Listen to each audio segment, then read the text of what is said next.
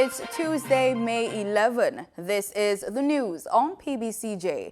I'm Simone Absalom Gale. The World Health Organization, WHO, has convened an 11-member council on the economics of health for all. The council's role is to provide independent advice to the Director General on addressing interrelated health and economic challenges and mapping out a way forward that supports communities and countries to build healthy societies. Here's more in this report. WHO Director General Dr. Tedros Ghebreyesus says the Council is focused on identifying new strategies to shape economies and financial systems. And to build societies that are healthy, inclusive, equitable, and sustainable.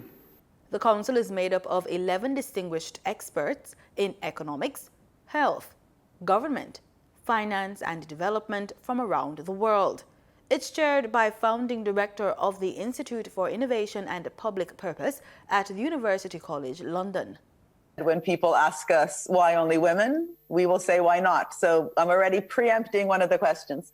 The mission of the Council is to provide a new approach to shape the economy with the objective of building healthy societies that are just, inclusive, equitable, and sustainable. And fundamentally, what we want to do is reverse the usual logic. So what's the usual logic? The usual logic says invest in health because it's good for the economy. And we also find relationships between health and economic growth. We want to be much more bold and provocative than that. We want to say, focus on the goal. The goal is health for all. And for all the reasons that Dr. Tedros just explained, why that's crucial. And then we backtrack and understand how to restructure the economy. What does that mean?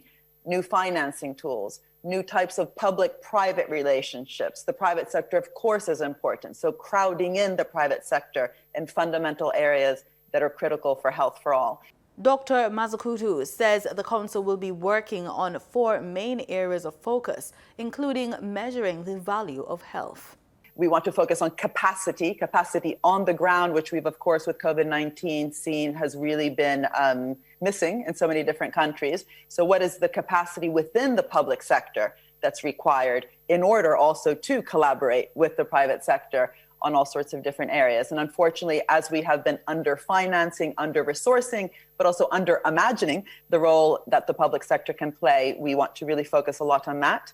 Third, finance, so the actual investment that's required in health for all, and that has 2 sides, both the financing, literally new financing tools, including how to redesign particular institutions like development banks to really also focus on health for all, but also the kind of macroeconomic finance, again, coming back to these issues of deficits, debts, and outcomes-based budgeting. And finally, innovation, which is so central to the topic this week and last week around the big news from the Biden administration in terms of how do we actually govern innovation, including not only intellectual property rights, towards areas that we're sure will actually benefit people. We now get the latest COVID-19 clinical summary from the Health and Wellness Ministry. In the clinical management summary for Monday, May 10, 2021, 39 new COVID-19 cases and 5 deaths were recorded.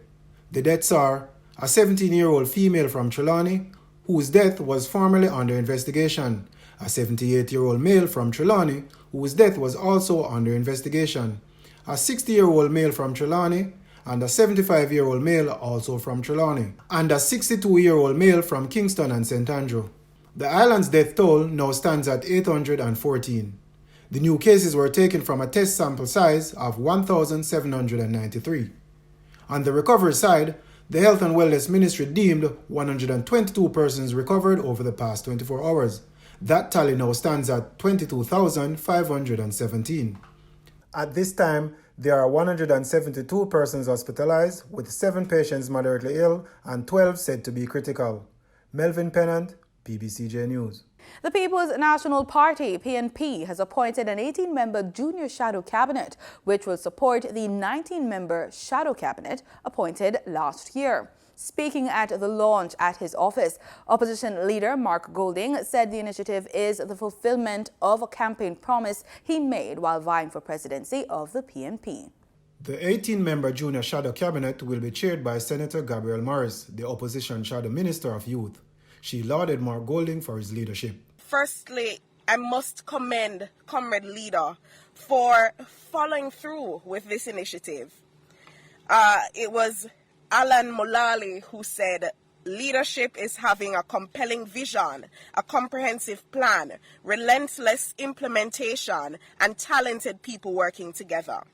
And I believe that Comrade Leader has displayed vision and leadership, because during the leadership race, he signaled that this was one of the things that he wanted to see coming to fruition, because he believes in the power of the youth voice.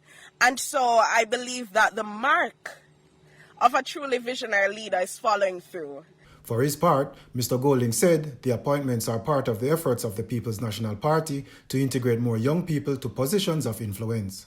The 18 junior shadow cabinet will be responsible for portfolios primarily aligned with those of the opposition's shadow cabinet. The opposition says, while the junior shadow cabinet team will act autonomously, it will have a working relationship with the shadow cabinet by serving on the task force related to their portfolio areas. This is really the culmination of an effort to fulfill a campaign promise that I made when I was running for the presidency of the People's National Party. I think it has been recognized that the party has a particular strength among the older Jamaican voter, that demographic that remembers the heyday of the party in the era of social transformation of the 1970s in particular. And in the meantime, the younger cohort, the younger demographic, we need to strengthen our appeal to that grouping. And of course, it makes eminent sense because the youth are the present and the future. Melvin Pennant, PBCJ News. Police Commissioner Major General Anthony Anderson and Senior Superintendent of Police Stephanie Lindsay have commended officers involved in Monday's operation, which led to 2 illegal firearms being seized and 2 gunmen shot and killed. Another has been taken into custody. The incident occurred at the intersection of the Hope and Trafalgar Road in St. Andrew shortly after midday. The 3 men were reportedly traveling in a white Toyota Axio motor car that is suspected to have been involved in the shooting death of a man in Swallowfield, St. Andrew, earlier in the day. According to the Jamaica Constabulary Force, the murder of the man was reported to the Police Emergency Communications Center, which then used the Jamaica Eye technology to swiftly mobilize members of the Metropolitan Quick Response Team. The motor vehicle was intercepted at the intersection, and while the police sought to apprehend them, the suspects engaged the police team in a firefight. Investigations are ongoing.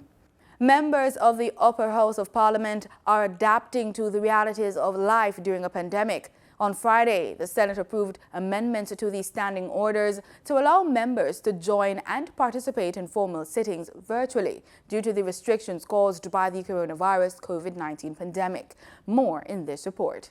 The standing orders are the rules that govern the proceedings and conduct of members of the chamber. Senator Charles Sinclair says the move will allow members to participate from remote locations using information and communication technologies, ICT. In piloting the bill, Senator Sinclair notes the changes as Order 88B within the standing orders. With the permission of the President and the consent of members present in the chamber, any member may participate in a meeting of the Senate using information and communication technologies, ICT. A member who joins a meeting of the Senate using ICT shall be able to participate in the business of each sitting except to form a quorum, present a bill or a motion, or vote. Senator Sinclair also notes that a quorum of 8 must be physically present before a session is convened, and the member joining virtually cannot be counted as part of that quorum. He explains that members will be required to adhere to certain protocols. The members must be seen. The video link must be established. The member will be subject to all other rules and customs that are applicable to them as if they were physically present, and must so abide.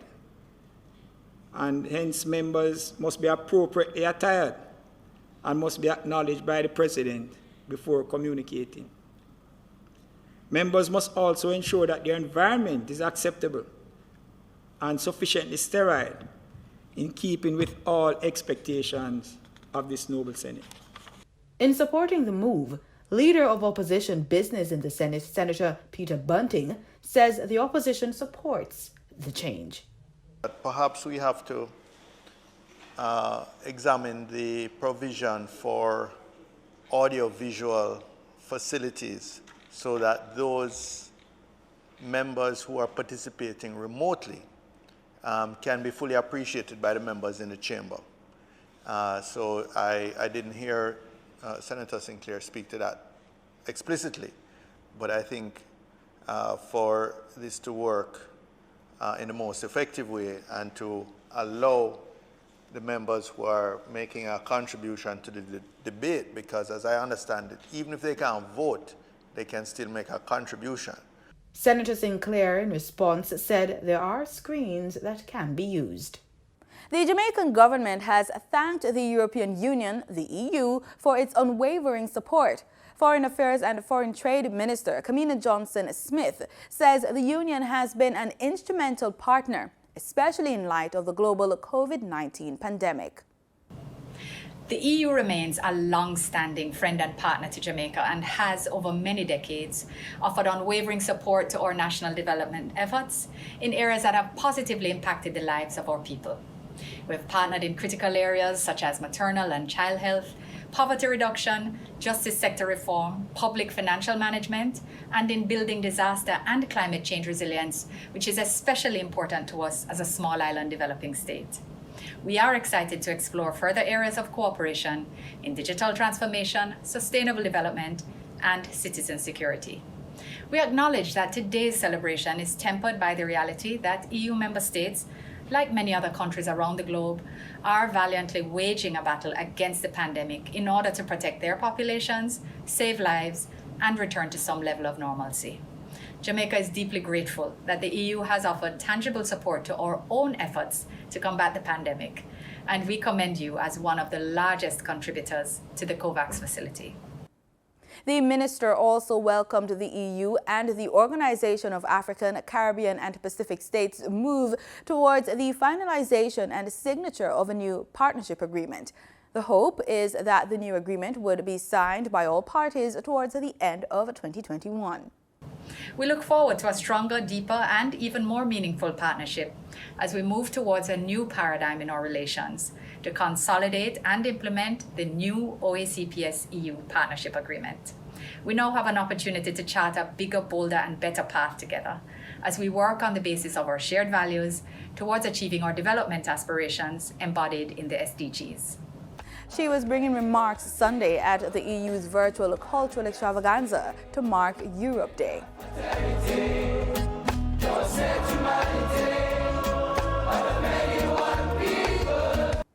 The island has taken even more steps to diversify its energy mix. Recently, the Jamaica Public Service, JPS, officially opened its first public electric vehicle charging station.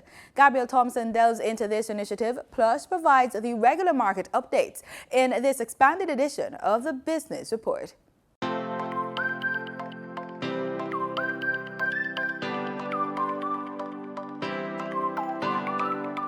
For the next 2 weeks, the Jamaica Public Service Company Limited JPS will foot the bill for drivers of electric vehicles who choose to charge their vehicles at the island's first public electric vehicle charging station.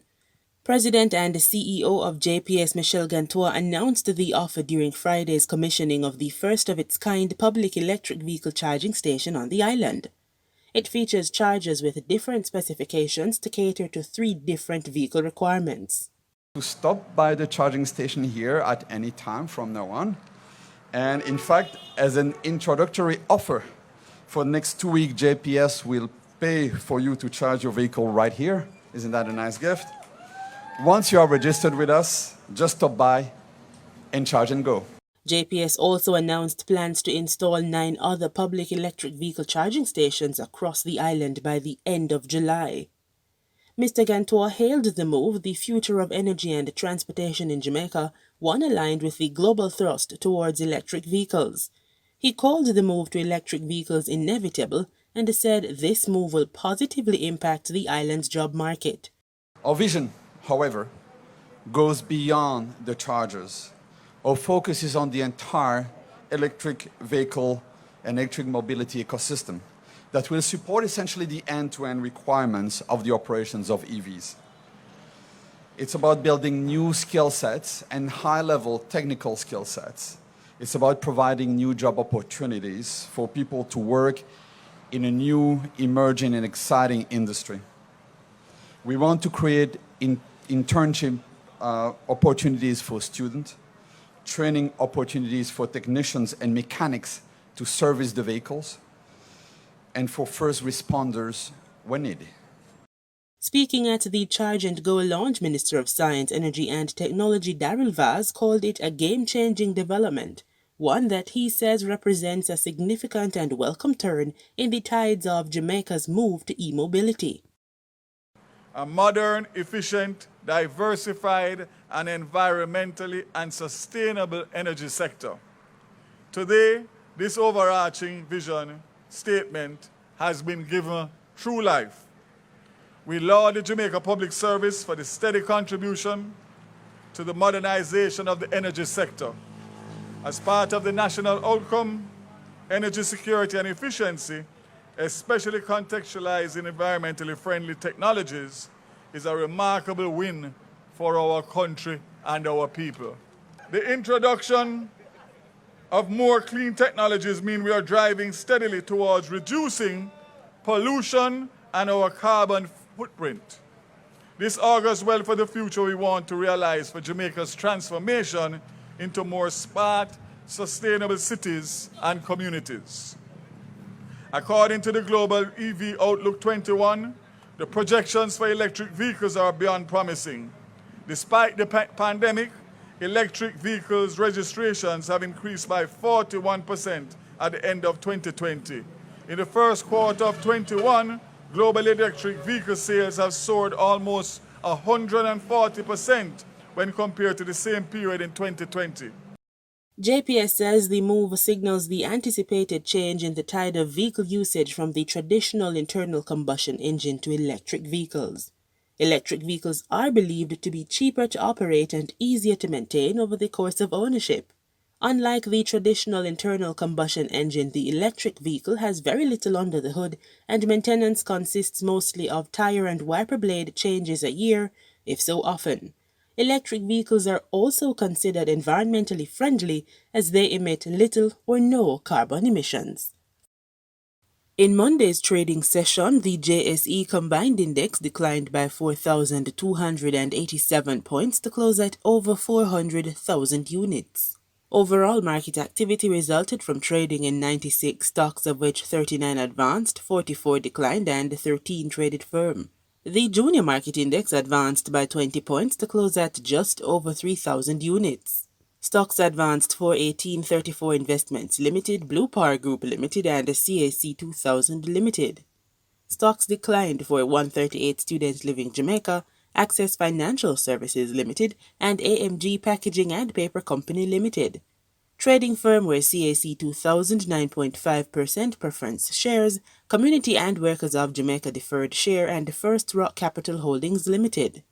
Future Energy Source Company Limited ordinary shares was the volume leader with 3.2 million units, followed by Sagicor Select Funds Limited Financial with 2.6 million units, and Wigton Wind Farm Limited ordinary shares with 1.7 million units. In foreign exchange trading for Monday, May 10, the US dollar sold for an average $151.53. The Canadian dollar ended trading at $127.25. The pound sterling traded for $213.49, and the euro sold for an average $187.88. Oil prices fell on Tuesday as fears of prolonged outage of the largest U.S. fuel pipeline system, Colonial Pipeline, faded, while some U.S. Gulf Coast refiners cut output. The U.S. gasoline futures contract and U.S. heating of futures, which spiked after the outage, have retreated to pre-Friday levels on the prospect of the restart. Colonial Pipeline, which transports more than 2.5 million barrels per day BPD of gasoline, diesel, and jet fuel, shut down its network on Friday after being hit by a cyber attack. The privately owned company on Monday said it was working on restarting in phases with the goal of substantially restoring operation service by the end of the week. Brent crude futures dropped 56 cents to $67.76 a barrel. West Texas Intermediate crude futures slipped 61 cents to $64.31 a barrel. And that's it for this Tuesday edition of the Business Report Inside the News on PBCJ. I'm Gabrielle Thompson.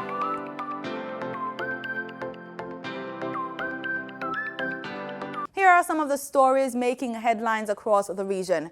CARICOM leaders will meet this week to discuss the selection of a new Secretary General to replace Dominica-born diplomat Erwin LaRocque. Ambassador LaRocque has been in the post since August 2011. The virtual meeting will be led by CARICOM Chairman Dr. Keith Rowley. Ambassador LaRocque, who is the 7th CARICOM Secretary General, is due to leave office in August. And in the Bahamas, on the 4th anniversary of the Minnis administration's election to office, Prime Minister Dr. Hubert Minnis is defending his government's performance so far. He says despite losing 3 of their 4 years to disaster, they're on the right track to accomplishing more. Kyle Walkin of Our News reports. As I've said, priorities had to be shifted because we had 3 years of destruction. We could have totally ignored the destruction and just stick to your program. But if you did that, your country would be a disaster. Prime Minister says Hurricane Irma in 2017, Dorian in 2019, and the COVID-19 pandemic have cost the Minnis administration 3 of its 4 years in office so far, and that many of the plans his government had on the table had to be adjusted. We could have concentrated only on the catastrophic problems that we face. But then what happens? Your country stagnates, it don't move. We had to run 2 parallel tracks and move the 2 parallel tracks, ensure that we deal with the catastrophic problem, ensure that we dealt with the growth, development, and expansion of the country. It was impossible to deal with all of what we promised within that 1 year, but be assured that all will be done. Thank you very much. Since the passage of Irma in 2017, the government has been criticized for the slow pace of work on Ragged Island, which was the hardest hit by that storm. And in 2019, after Dorian, there was also concern over the response by the international community compared to the government.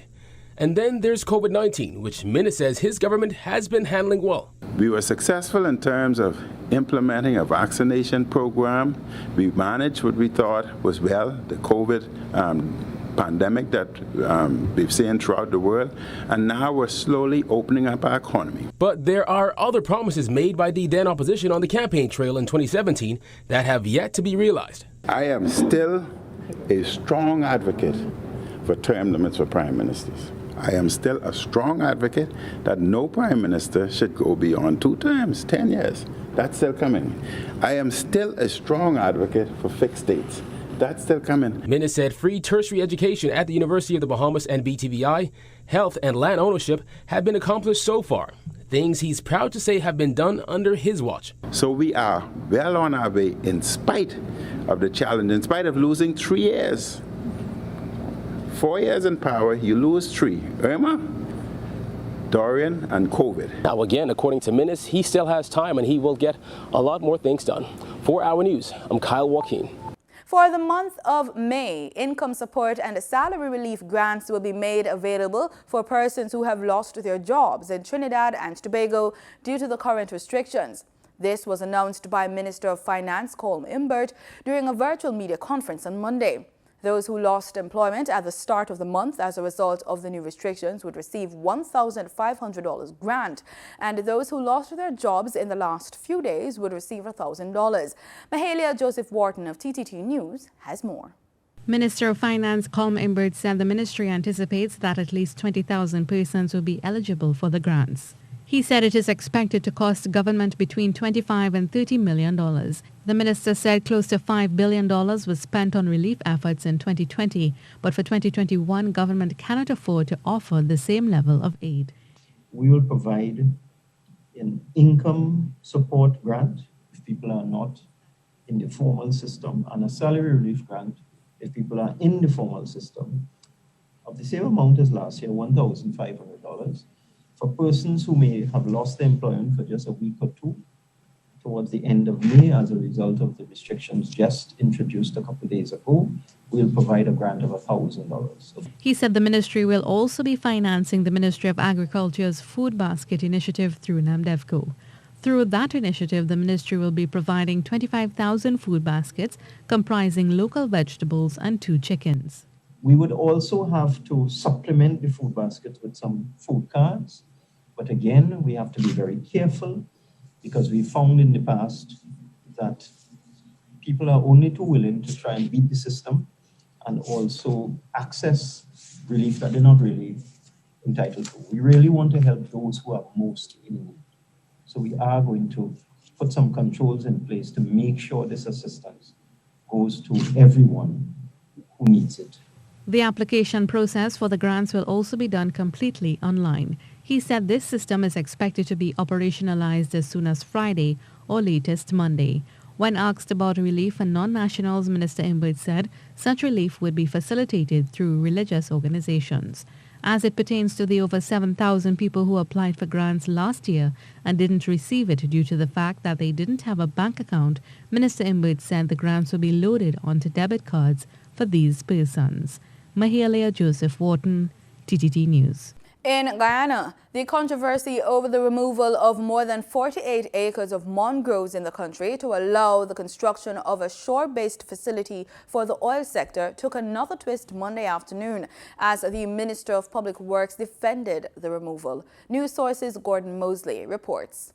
At a hastily called press conference this afternoon, the Works Minister noted that the government takes issues of climate change and flood protection seriously, but added that Guyana is also preparing to become a major player in the oil industry, and as such, new infrastructure and facilities will be needed. The PBCJ, in its approach towards the development of the country, have said repeatedly, we will not be obstructionists, we will be facilitating.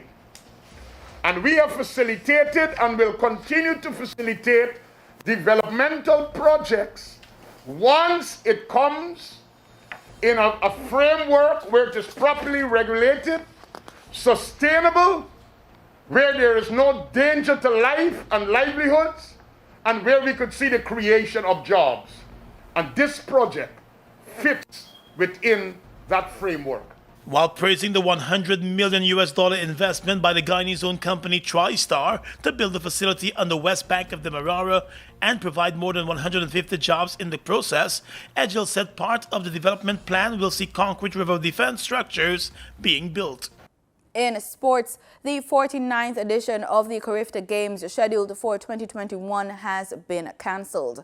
The North American, Central American and Caribbean Athletics Association, NACAC, have taken the decision based on the COVID-19 regulations outlined by the host nation, Bermuda. The government of Bermuda has maintained that the 14-day quarantine for unvaccinated visitors is non-negotiable, making it highly impractical for there to be an under-17 category, as is the norm for the NACAC to stage the region's premier junior track and field meet. CARIFTA 2020 was not staged because of the global pandemic, and Bermuda transferred its hosting responsibilities to 2021. Originally scheduled for Easter weekend, this year's edition was first postponed to July 2 to 4 and then to August 13 to 15. Now, CARIFTA 2021 has been struck from the NACAC calendar. In a release on Monday, the NACAC Council says it regrets the decision to cancel CARIFTA 2021. They said, quote, for the second year running, young, hard-working athletes have been denied the opportunity to represent their respective territories at the world's premier junior track and field competition, end quote. They are also encouraging the region's athletes who are eligible for the July 9 to 11 NACAC Under 18 and Under 23 championships in San Jose, Costa Rica, to maintain focus on this competition. And that's our package. On behalf of our entire production team, we wish you pleasant viewing.